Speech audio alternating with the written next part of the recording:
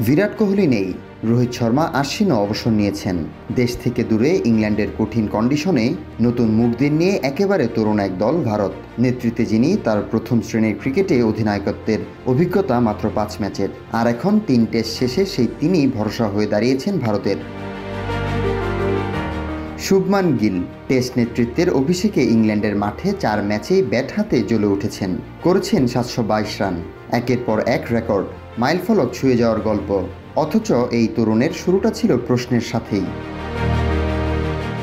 তার অভিজ্ঞতা, তার নেতৃত্ব, এমনকি দেশের বাইরে তার ব্যাটিং সামর্থ্য নিয়েও। ভারতীয় অধিনায়কের মতে, তুলনামূলকভাবে তরুণ দল নিয়ে ভারতের বাইরে এসে আমরা 4 টেস্ট ধরে লড়েছি। সিরিজ সমতায় শেষ করতে পারলে সেটা হবে বিশাল প্রাপ্তি। অ্যান্ডারসন টেন্ডুলকার ট্রফি 4টি টেস্টেই হয়েছে হাড্ডাহাড্ডি লড়াই। দুই দলের শক্তির ভারসাম্য এটাই ছিল সমান, যে প্রতিটি ম্যাচে 4 দিনের শেষে বোঝা যায়নি কার দিকে এগিয়ে যাবে জয়। চতুর্থ টেস্টে ওল্ড ট্র্যাফোর্ডে ভারতকে জয়ের পথে রাখে রাহুল গিলের জুটি, কিন্তু শেষ পর্যন্ত ড্র করতে হয় জাদেজা ও ওয়াশিংটন সুন্দরের দৃঢ়তায়। সিরিজে ইংল্যান্ড এগিয়ে 2-1 ব্যবধানে। এখন ওভালে বৃহস্পতিবার শুরু হতে যাওয়া শেষ টেস্টেই ভারতের সামনে সুযোগ সিরিজ ড্র করার।